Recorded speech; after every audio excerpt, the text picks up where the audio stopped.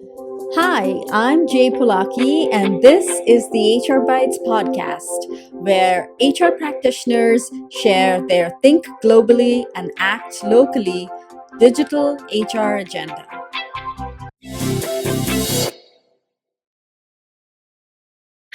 Hello, everyone. Welcome to the HRBytes podcast and wadcast. We are on all your favorite podcast channels and YouTube. Do check us out on social media as well. Our guest today is the wonderful Meg Bear. This is a fangirl moment for me because I've been following Meg forever on Twitter and LinkedIn. So she has been so kind to accept my invitation. Meg, thank you so much for being here today. Oh my goodness, Jay, thanks for having me. This is very, very exciting for me to be here. Thank you. Meg, you've been most recently the President and Chief Product Officer for SAP SuccessFactors, and you're on a couple of boards as well. You've been a technology executive, a board member. You've done all the things that, a startup like ours would really look up to as a change agent and a startup advisor. What's really exciting you at this moment in time? And I know you're in this new season of your life. Can you throw a little light on that? Yeah. So first off, thank you for highlighting some of the things that I'm passionate about, which is HR technology, startups, and also the world of work. What I'm doing right now is a little bit more introspective and a little bit more personal, doing a bit of a sabbatical time, regrouping a little bit on my own thoughts, where I see innovation going, and getting a chance to talk with exciting people like yourself and others that help me really ground in where's innovation going and what does that mean for us as both humans and as people that care deeply about the experience of work. And so what I've been thinking about is everything in between those two spaces of what does it mean to be human and what does it mean to work. And I've been really, really pleased and honored that I've had the great opportunity to talk to a lot of really cool people as part of this sabbatical as well. Well, that's really good to know. So I can plan better too for my sabbatical. So thank you for sharing that. Meg, we've been talking a lot about automation and AI in the HR function of late, and this season of our podcast is dedicated to those topics as well. In your experience, how do you think we should be approaching automation and AI in the HR function at this moment in time? And my question is two-pronged, of course. How do you think HR leaders should be preparing our function, the HR function, for this increased use of automation and AI?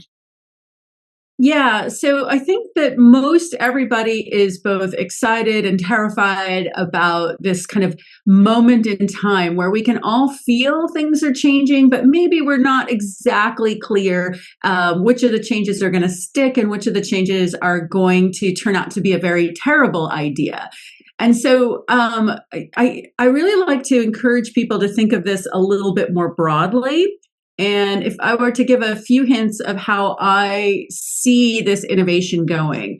So yes, there's a lot of opportunity for automation to make the world of work better, both for HR practitioners and for the people they serve, the business owners and the individual workers across any industry, across any domain.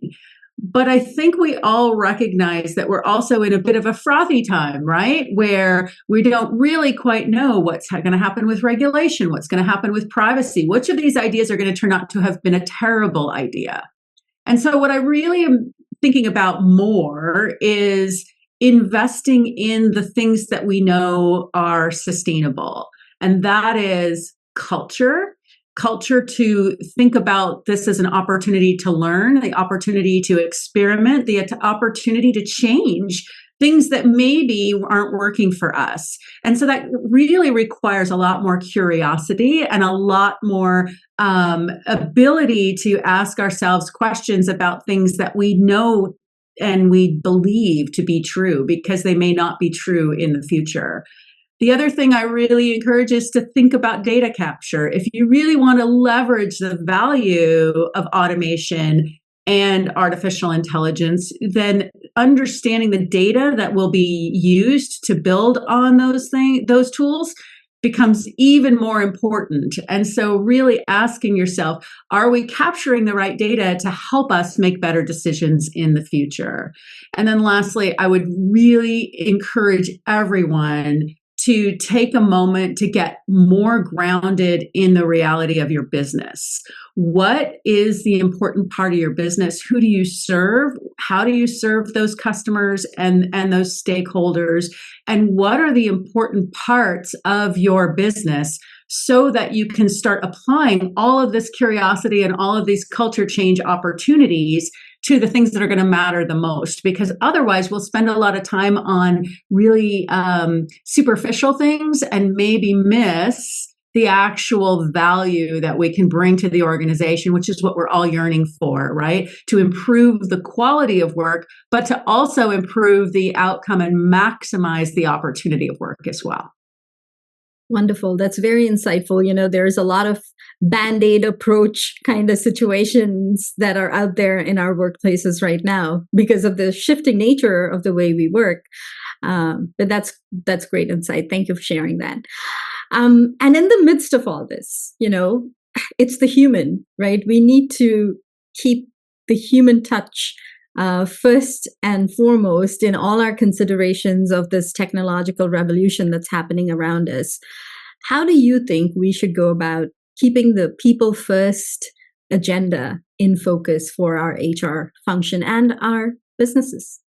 Yeah. So I would really encourage twofold. I think in a large extent, some of our successes in the past couple decades in HR have been around process automation. So in order to automate processes, you have to understand the process and you have to be able to articulate it in a way that you can build the automation around it. What I would encourage us to think about now in this human touch is co-creating and changing process to really ask ourselves what is and isn't working, and to learn from that automation that we've done in this sort of process heavy way. Ask ourselves, is it serving the business needs or not? And so when you think about turning that into a human driven piece of value, you need to get much more close to the humans that you're serving with that automation.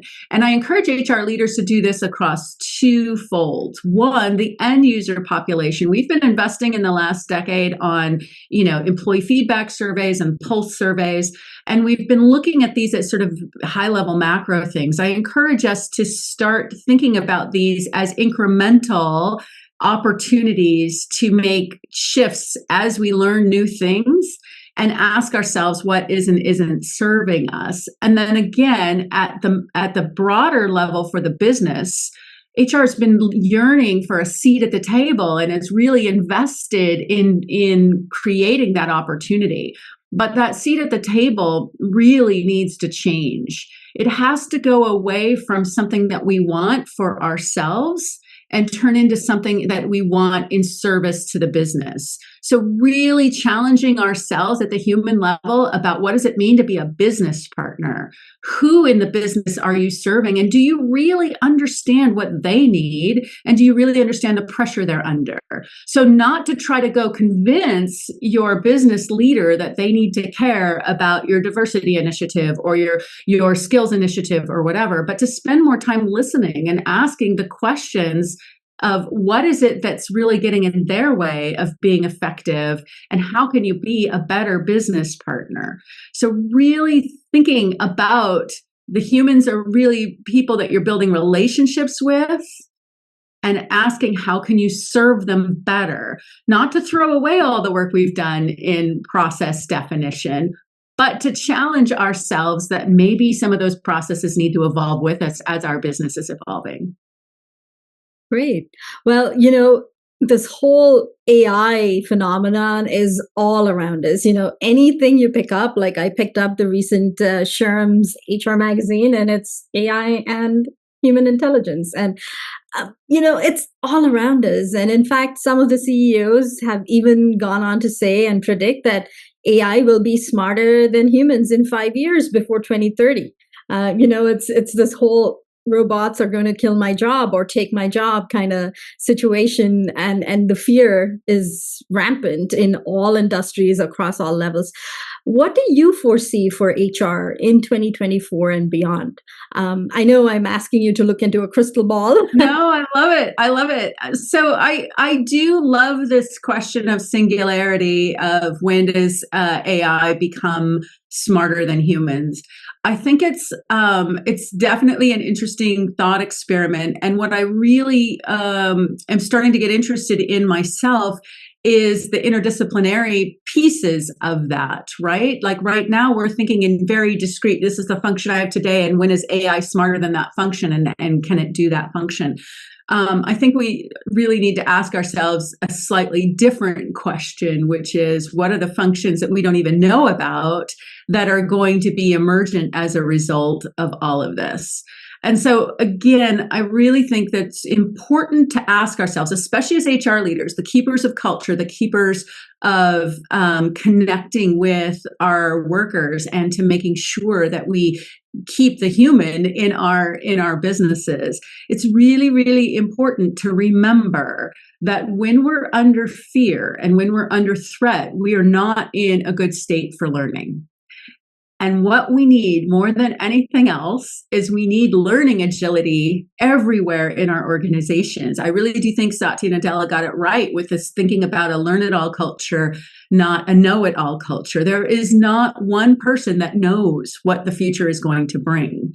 And so what we need to do is we need to get better at building psychological safety. We need to get better at building a shared understanding of how together and collectively we are going to change together, and we're going to make sure that change works for all of us. And so showing up with that curiosity and showing up with that leadership to help make sure that what your job is not to avoid change. Your job is not to try to prevent it from happening, or even using the tools of trying to protect yourself by pointing out all the flaws in AI. And there's going to be plenty of flaws for quite some time. Your job is really to help organizations and individuals lean into possibilities, lean in to the idea that collectively we are amazing at learning things. We are amazing at adapting to change. And what we need to do is we need to model that humility, that curiosity, the ability to take risks and to get it wrong, and to ask ourselves, what did we learn and how do we get better? So really, really digging deep on smart failures and how you can use those to really raise the bar culturally, so that you are creating not just an organization that can learn, and not just an organization that can change, but an organization that is building adaptability as they go, and that is creating the systems, the human systems, the cultural systems that foster change as a competitive advantage, as opposed to change as something to fear or to risk. Wonderful. We call that agility phenomenon, making HR and everything else around us as agile as a gecko here at HR Geckos. Love it. Love it. So in general, there's a lot of worry and a lot of optimism for the HR function. What do you think is one of our biggest challenges? And if you had a magic wand, what would you do to eliminate the challenge? Yeah, so I think the biggest challenge is that, or the biggest risk, I would say, as a meta risk, is that HR leaders wait for someone to tell them what it is that is the next thing they need to work on. I think HR leaders need to build new skills and roll up their sleeves and sit down with their business partners and co-create the important things to work on, so that every person gets, gets better together in the direction that matters the most for the business, because it's going to come at us fast and furious, and we're going to struggle with prioritization, and we're going to struggle with how we can manage. And the thing that we're not talking enough about is the expectation is that all of this is going to be cheaper, that it's going to take less people to do all of this, and that it's going to take, so much less that there's a real belief that it's going to all go to the bottom line. So every board and every shareholder is really looking for that shareholder value return. And we as HR leaders know that we're already constrained on resources. We're already overtaxed on what we can do, both with actual capacity, but also emotionally. We can only handle so much. We're all stressed about well-being and the pressure on us with remote work or not remote work, and all of the shifts that we've had to deal with over these last years.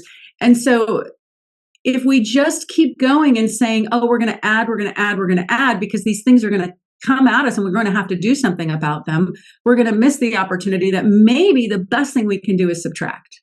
Maybe the most innovative things we can do is to stop doing some programs that were serving us well and we did really well with, but are not going to serve us in the future. And the only way we figure that out is, again, with that curiosity and humility, with the understanding that maybe we made great decisions, but they're not serving us anymore.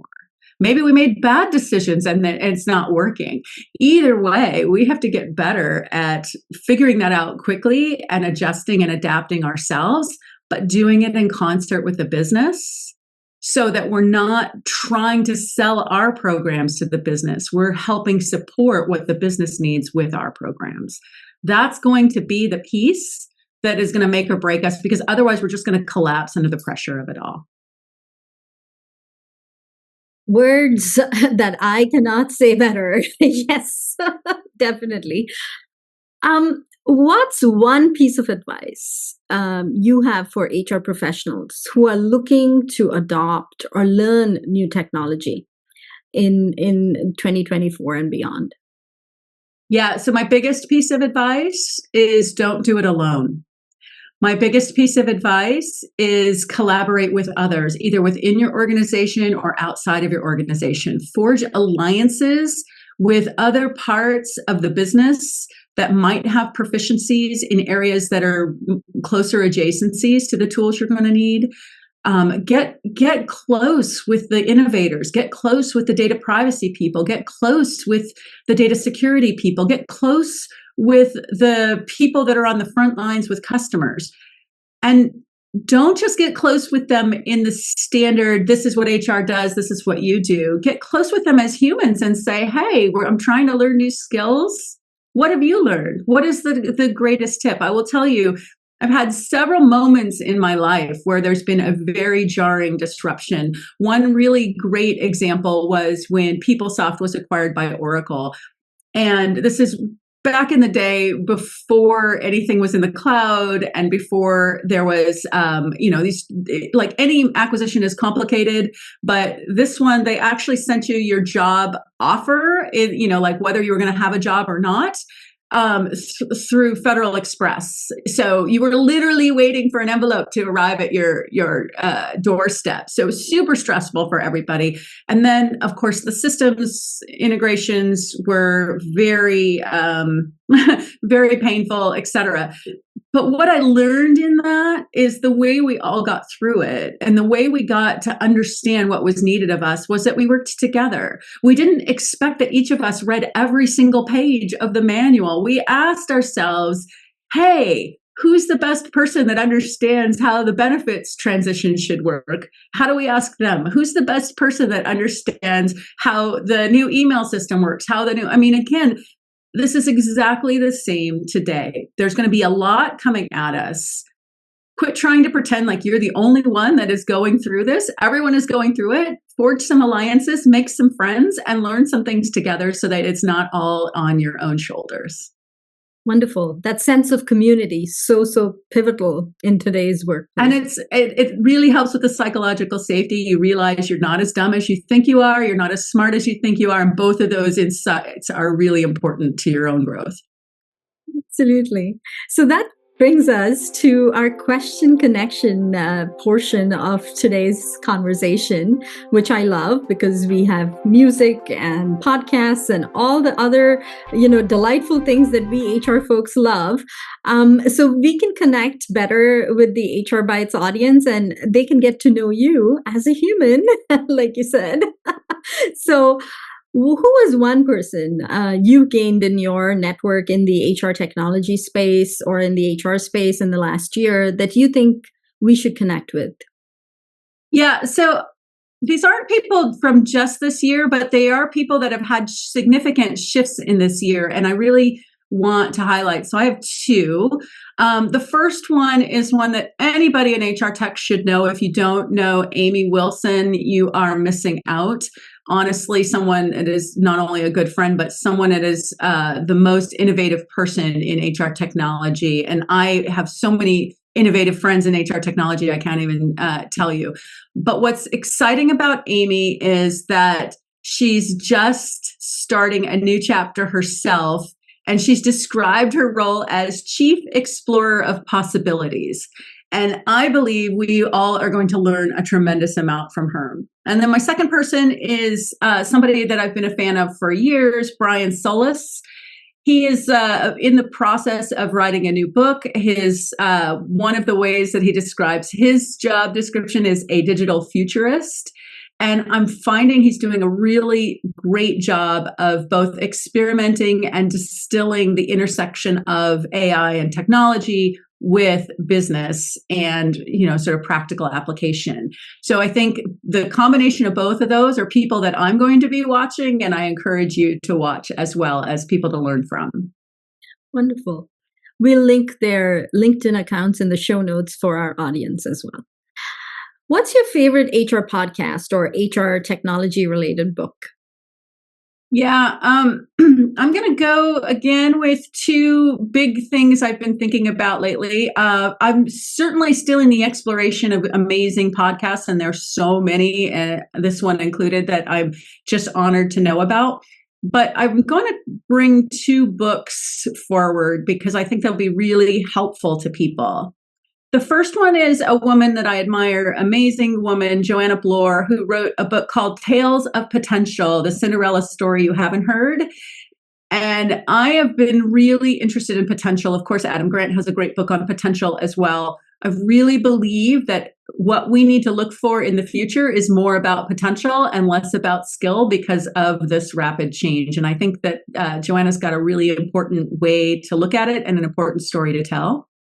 And then the next big one, I think, is one we all need to be thinking about more. And this is Alex Soojung-Kim Kang, and the book is called Rest: Why You Get More Done When You Work Less.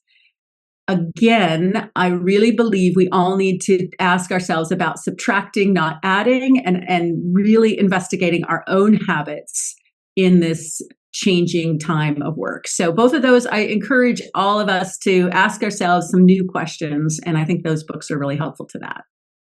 Wonderful. If we were to have an HR playlist for working from anywhere, what song would you add to this list? Yeah, so love the music one. I'm so inspired by music, and we should have an HR playlist. So let's actually make that, please. And I would happily subscribe. I'm going to go with, and I've got tons of songs I would add, but the one I would add for this group is Michael Franti's Work Hard and Be Nice. I think it speaks to everything that matters right now, which is it's time for us to connect at a human level and build strong relationships with each other. Wonderful. Well, we'll link all this in the show notes. So audience, do not worry. It'll all be there for you for the future. Meg, do you like working remotely or in a specific physical location, or do you like the hybrid setting? So I am so curious about this entire conversation. I will say that for deep work, I like working remote. And for connecting with people, I like working in person. So that puts me closer to hybrid. Again, I've always had global teams. So for me, it has never been an option to be 100% in the same location with everybody that has worked for me. And I think I'm a little bit tuned to that as a human. But I do think that environments really matter. And so it depends on the type of work. So I'm much, much more focused on making sure that we all have both agency and the ability to think about flow in how we work together and how we build relationships and connections with each other. Because the problem with if you're only ever by yourself or you're only ever remote is you need to have an entirely different strategies for building relationship connections, not just work connections, not just task connections. And so I think that it is incumbent on all of us to ask ourselves, how are we building sustained relationships? It does not matter exactly what tactics we use, but we need to be taking that part seriously. Wonderful. And my last question is, how do you enjoy giving back to the HR community specifically? I know you do a lot of philanthropic work, but specifically for the HR community, is there a way that you like? Yeah. I love all the things. First off, the HR community has been so good to me. It is a really kind, supportive, and deeply connected groups, and you feel that, that, and it really matters. So it's important to me to be that for others, and I think a lot about how I show up and give back. I will say that probably there's 2 or 3 things that I have unique strengths towards, and I like to support them, use them in support of others. First is humor. I love humor, and I think one of the roles in my life is to help make sure we don't take ourselves too seriously. And I try to role model that on the regular, because I think in this time where things are hard, it is important that we connect with each other, and humor is a great way to do that. But on the other side, I'm a strong distiller of ideas. I do a lot of reading. I do a lot of thinking. I really do believe that for me, thinking is a little bit of a hobby. And Adam Grant calls this being a sponge, and I take that role very seriously. So I try to use that distillation gift that I have, and bring those ideas, connect those ideas together for people, so that it's easier for them to kind of see where I see innovation going, and also where I see great ideas coming together. And I like to do that across a broad spectrum of things. But I think that in the HR discipline, they're my people, and we all care about making sure that we don't leave anyone behind, and that we make sure that we create a future that we're not embarrassed to be living in. So, so I take seriously how I can help support that mission. Well, on that note, if our audience would like to connect with you, what's the best way for them to reach out? Yeah, start with LinkedIn. It's got all the links to all the other places. I'm very, very keen on knowing more people and understanding what I can learn from them. So don't hesitate.